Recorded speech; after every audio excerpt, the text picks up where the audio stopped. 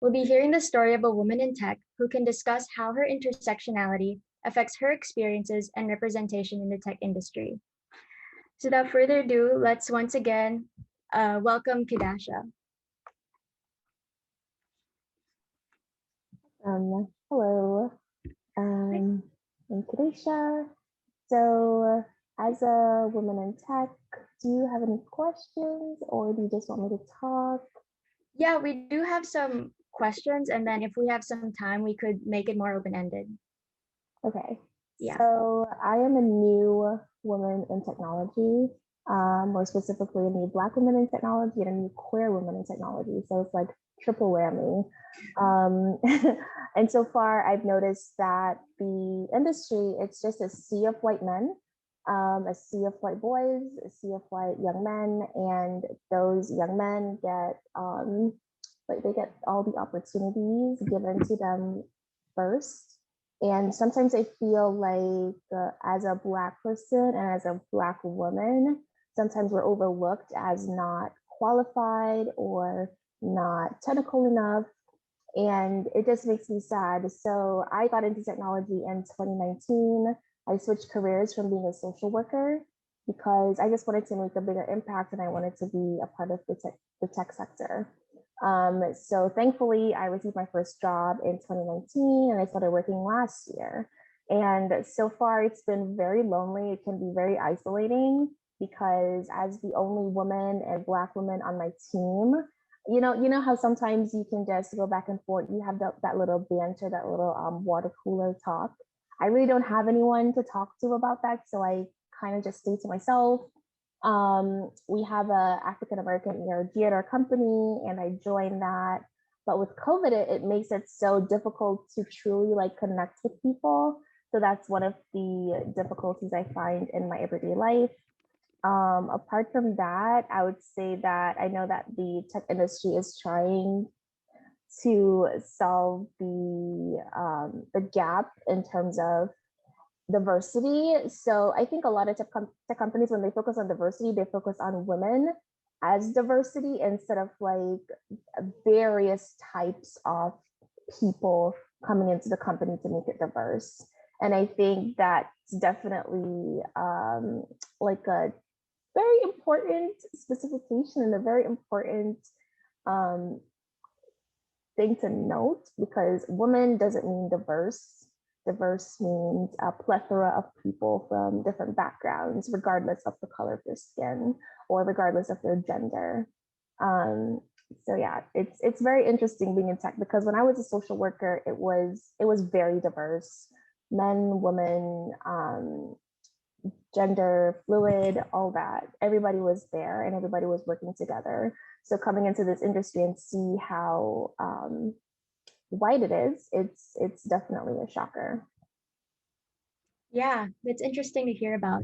And you mentioned that prior to tech, you were working as a social worker. Yes. So let's start off with talking about how did you discover your own passion for coding since you said that you're new to it? Like, what did your first steps look like as you started out? Sure thing. So the first time I heard about coding was actually in December 2018. When I started following a lot of finance professionals, and one of the finance blogger I followed, she posted that she learned how to code in 9 months and she got a job as a software engineer. And I was just like, what is code? What are you talking about? What's a software engineer? So I read her blog post and I kind of fell down the rabbit hole of teaching myself and going to a boot camp. From the boot camp, I went to the Grace Hopper conference in 2019, and that's where I was hired for my first tech role. So that's how I discovered technology. So I grew up in Jamaica, so I didn't really have access to coding or having coding in my school or any of that type of information because we grew up very, very poor. And even when I transitioned here, I still didn't have that community to say, hey, did you know that you can do this? Did you know that you can do that? So I think the internet and social media specifically really helped to introduce me into the field. That's interesting. So what were like maybe the first jobs that you took starting out? Like how far into the tech industry can you go with just having limited tech knowledge? Because I'm sure many of us only got interested in tech later in life, especially when we don't have a lot of exposure to it right away. Right. I don't know. I mean, I see myself, so this is my first job, and as the junior on the team, my role is to learn as much as possible and to contribute as much as I can. But one thing I found that I really like is to teach, which is why I started sharing content on like Instagram and like Twitter. I love teaching people about the technology that I know, and me teaching, it helps to reinforce those concepts. So I see myself becoming like maybe like 5 years down the line or so, like a developer advocate type of person, or maybe as a full-time content creator. But I definitely, one project I'm working on specifically is a tutoring company for those new to coding, because when I was learning, I found it very, very difficult to get help. And so I just want to have a platform that makes it easier for people to get help. So yeah, that's kind of where I see myself going. That's super interesting and really inspiring.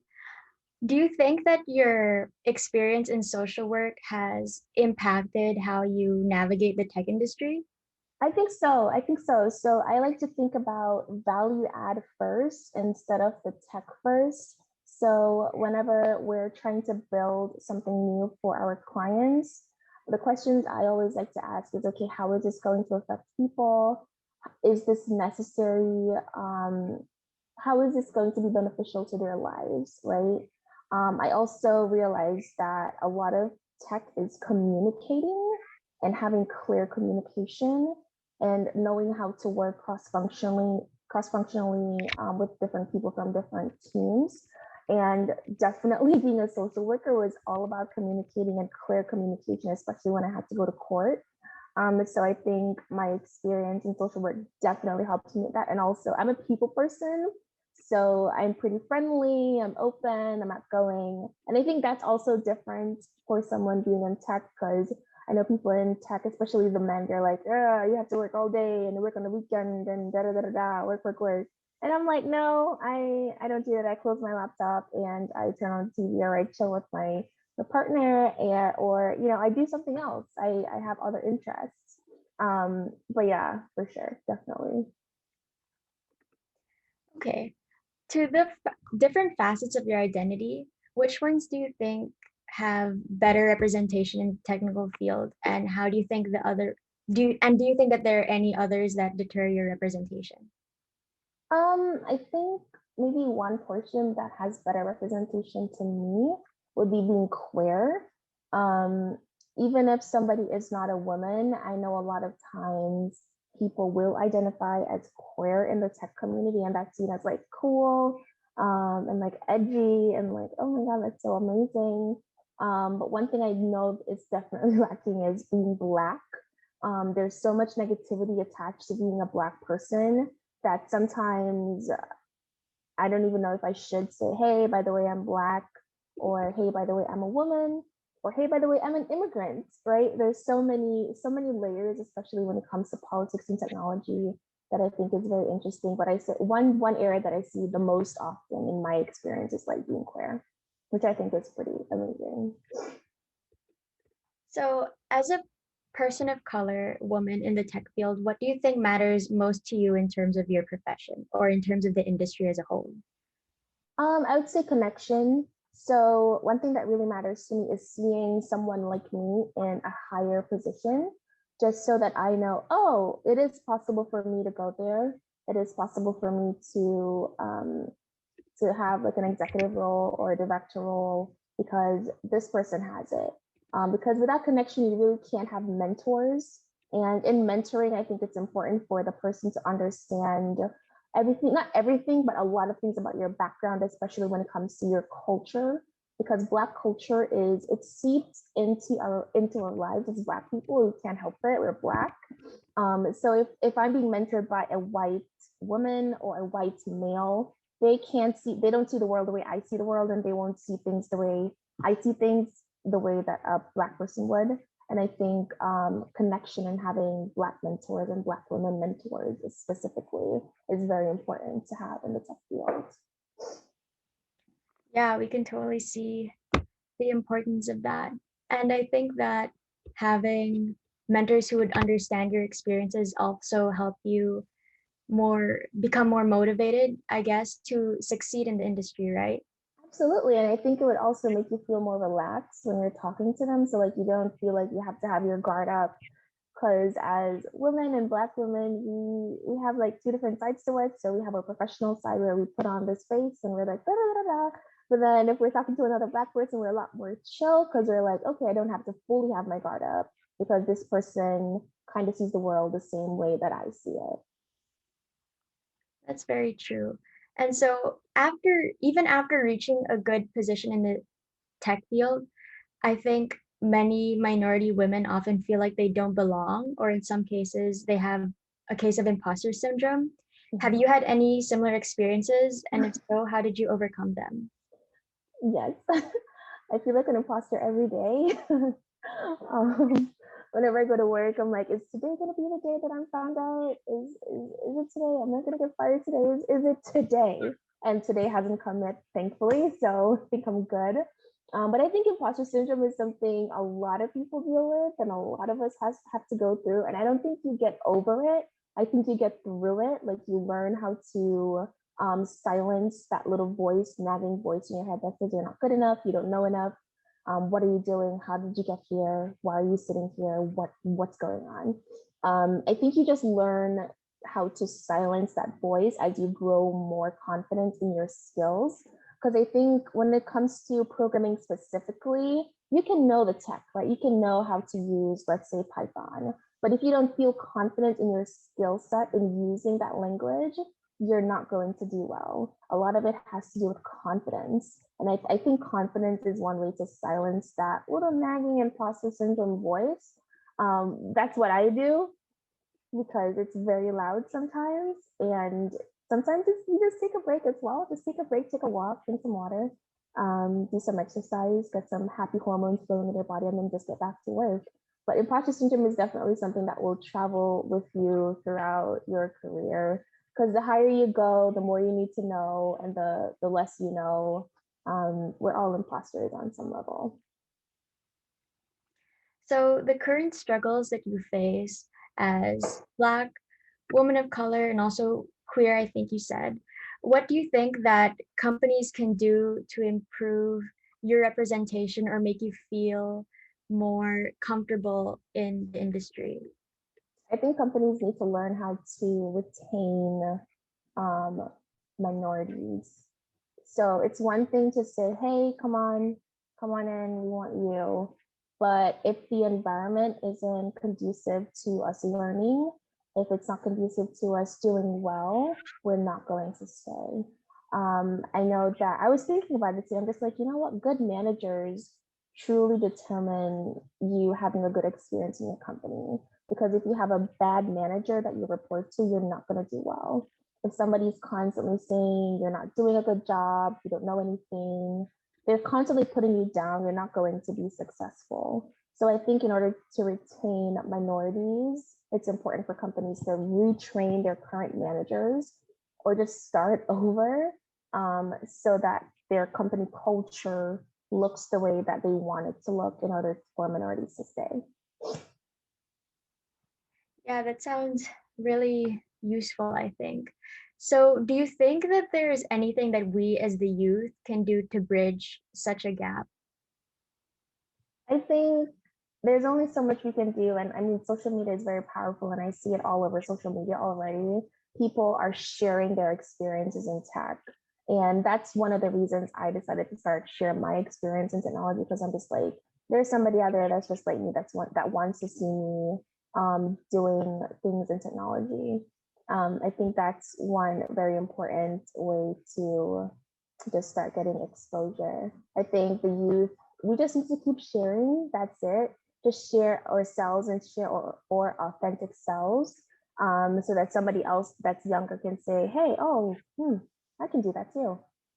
Because it just makes a difference when you see yourself, seeing yourself in someone else that's doing something that you think you may want to do. It just makes you feel like, I can do that too. Yeah, I completely agree that I think seeing somebody fulfill your dreams or in a position that you aspire to be in will definitely motivate you and make you feel like it's more possible Mm-hmm. to achieve that goal. Yeah. And I think we can totally see that from your experience. Do you have any words of advice for minority women or young girls who are aspiring to be programmers or fulfill jobs like yours? In a Yeah, I would say it's very difficult being a woman in technology because it can be very lonely. Um, but try to make connections online. Join organizations like Women in Tech, this one. Join little chats on Twitter. I know Code Newbies has chats on Twitter every Wednesday. Just try to find your own, just try to create your own little pocket of community that you can stick with. And don't lose hope. It's difficult, it's hard, but just look at us paving the way for the future generation. Because before, a lot of men were funneled into technology, women were really encouraged to go into it. But now women are like, hey, I can do this too. So I think it's just up to us to just try to just be strong and be confident and go forward. Yeah, okay. Thank you. Do you Yeah. have any advice or insight, I guess, with regards to your specific job? Since I think a lot of people have this notion that you need a lot of tech experience to get into the tech industry. So what's it like in your job specifically? My job specifically. So my company is very hard to get in. I honestly think I got really lucky because I went to a conference, I met the director, she loved me, I had the tech that they use, the skills, and so she hired me right there. So that's a very unique path to getting a job. It doesn't happen that simply. But my job is, honestly, my job is to learn. That's my job description as a junior developer. Learn, grow, contribute, ask questions, and let us know what you need. I think people often think that they need to know algorithms and data structures. They need to know 5 programming language. They need to be personable. They need to have a resume filled with like 10 different internships. They need to do all these things before they can get a job. And that's not always true. One of the best ways to get a role in tech is to network. And that's why I say like making connections and building your own community is so important because you never know who in your circle can connect you with a potential job opportunity. So I think focus less on like the external things and like master one programming language before you go to another one and just become very, very good at that one. So you can say, hey, this is my specialty. This is what I do. You'll be a lot more successful and just make connections in the community and network. That's very important. Okay, cool. I think this may be our last question. Could you describe any good experience you've had because of your multifaceted identity, or maybe somebody who has helped you feel more represented with your multifaceted identity in the tech industry? Um, there's one lady I follow on Twitter. Her name is Angie. She recently became like a Java champion, and I guess that's a big deal in the tech world. And honestly, she really, really, really inspires me because she's just herself and she shares her journey. And it seems like she doesn't take like any sort of negativity from anyone that's going to say anything bad to her. And I just aspire to be like a boss lady like her one day because now she's a principal, she's a Java champion, she does technical content, she speaks at conferences. Like she's doing everything that I want my career to be. And I really, really like her. She's on Twitter. Cool. Oh, actually, we have one last question from a Sure. participant. What are your social media handles? Could you drop them? Because I'm pretty sure people are interested from learning from you. Oh, sure. What are my social media handles? It's that lady.dev, I believe. On Instagram, I believe, is that right? Yeah, Instagram and Like that. Twitter. There. Okay. Cool. Okay. I really wish we had more time to hear from you, but That's okay. unfortunately, that's all the time we have. Thank you so much for telling us your story and why it's important. to have representation in tech and how that's helped you. Awesome. Have a good. It was nice being here. Thank you. Thank you so much.